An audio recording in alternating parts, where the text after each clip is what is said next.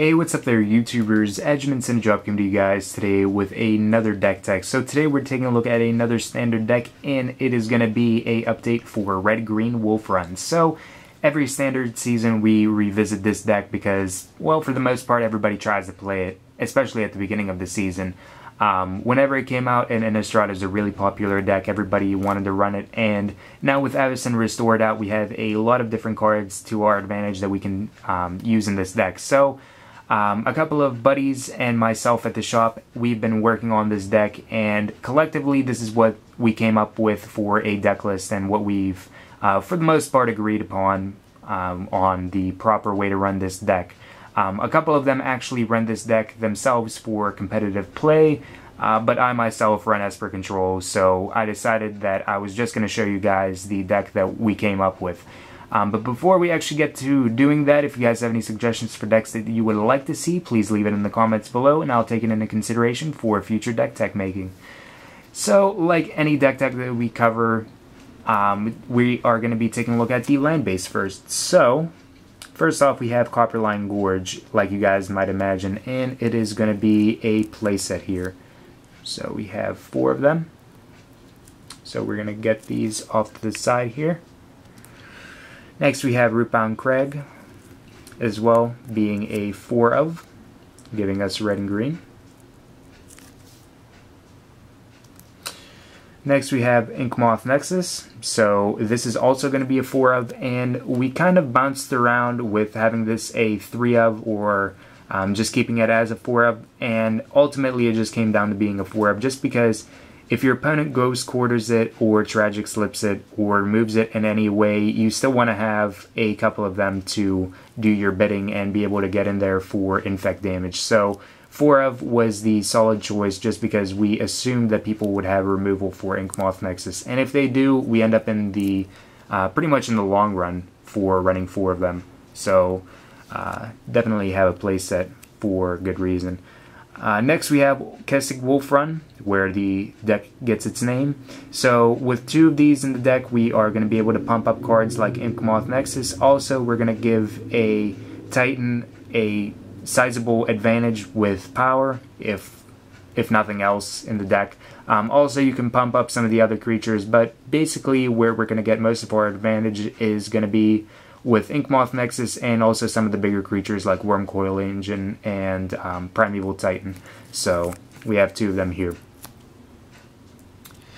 The next card that we have in here is Glimmerpost, and to some people this may seem like a strange card to actually run, but for us it ended up being a really good card. We saw this, I believe it was last season, whenever Dark Ascension was out, people were running the Naya version of Wolf Run, and this card made its appearance, and we really liked this card. We took a look at all of the previous Wolf Run builds and tried to see what has been working well for those decks, and what we came up with was a playset of Glimmerpost. And the reason why is because whenever you have Primeval Titan out here and you're able to search up for stuff, if life is an issue for you, you can search up 2 Glimmerposts, assuming that you didn't already search up 1, and whenever both of them come in, because they come in at the same time, both of these trigger and you're going to gain back 4 life. 2 life with the first one, 2 life with the second one. If you end up searching for the other 2, then you're going to gain back 8 life, 4 with one of them and 4 with the other one. So it can gain you back a decent bit of life, which in some situations could be helpful against aggro. So that's why we decided to run this. Against control, this actually sides out for Cavern of Souls, and appropriately because we want to have protection from counters. But definitely a really good card to gain back some life with and to take advantage of with Primeval Titan. Next we have the basic lands, so this is going to be 5 and 3, so 5 mountains and 3 forests, so 3 and 2 here for the mountains, and 3 forests. So pretty straightforward mana base. You kind of have to think about what you're going to search with Primeval Titan, but ultimately it's pretty straightforward. It doesn't take too much thinking, I wouldn't say. So now we are going to take a look at pretty much everything else in the deck, the creatures and the spells. So first off, we have the power hitter in the deck, Primeval Titan, letting you search up for your lands in the deck and take advantage of the synergies in here. So for Primeval Titan, and we're going to put those right here. Next we have Wurmcoil Engine. This ended up being a 2-of. Although it doesn't have a enter the battlefield ability like any of the other Titans have, it also, on the other hand, becomes a really good card whenever you get into the situation against aggro, stuff like that. Also, if your opponent's getting protection with swords and stuff like that, it's colorless, so it doesn't have a bias against that. But ultimately, gaining back life is a big thing, especially because the meta so far has become very fixated on aggro, and you want to be still in the game whenever it comes down to a little bit later on, and be able to sizably gain back some life. Also, if you're able to get the Kessig Wolf Run on the Wurmcoil Engine and pump them up, it's always nice to gain back a sizable amount of life with lifelink. So 2 Wurmcoils giving us essentially 6 Titans, if you want to look at it that way. Next we have Huntmaster of the Fells. So this is going to be a playset. He lets you create a 2/2 and also gain back some life, and if you're able to have him flip, it becomes really nice because you get some benefit out of it, out of him being a 4/4, also dealing some damage which can be redirected, and also possibly getting rid of a creature.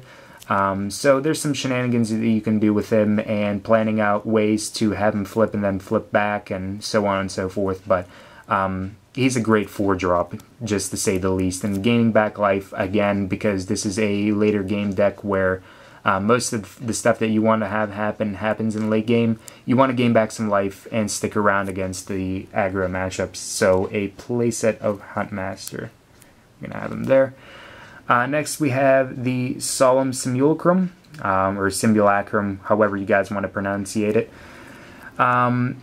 But he is going to be one of the main ways to search up lands in the deck. Also, whenever he dies, he lets you draw a card, so it's always a benefit for having him throw himself at a creature as a chump block or something along the lines. But again, another great 4-drop in the deck. So 4 Solemns. Next we have 1 Acidic Slime. So this is going to be for getting rid of lands in any decks that have a really low land base, and try to operate on very little land as possible.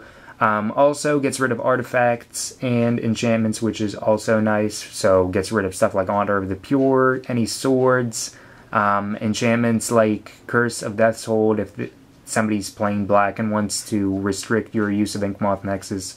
So Acidic Slime becomes relevant, but only a 1-of. Next we have Garruk Primal Hunter, so our only Planeswalker of the deck, and he's also 1-of. He's a 5-drop, has 3 loyalty. He's going to be able to produce 3/3 tokens, which is always nice, so you can make some jump blockers or creatures that can swing in against matchups like Control. But the main thing that I use him in this deck for is probably going to be his -3 ability, letting you draw cards. Whenever you have a Titan out there, it's going to be a really good amount of cards that you're going to be able to draw off of it. Also, if you can get him out to his ultimate, it's always nice, and it's pretty much game over at that point. But for the most part, he's a draw engine in the deck, but he's only a 1-of as well. Next we have the Ramp in the deck, so Rampant Growth. This is going to be a playset, as you guys may imagine.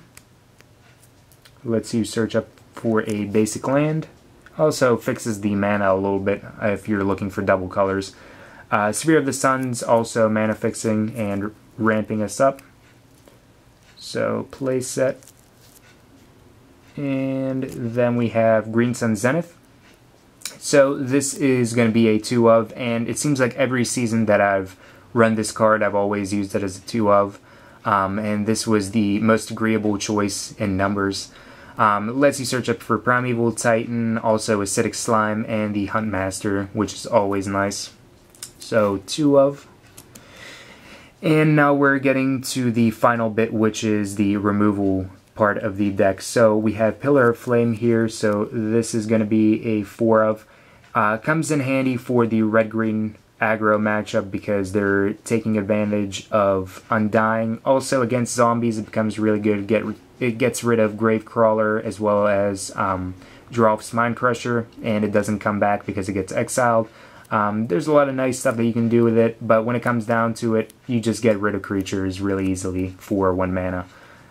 So it's always nice to have some cards that restrict the synergies with graveyards. So that's why we chose a playset here. So we're going to put that up here. Next we have Slagstorm.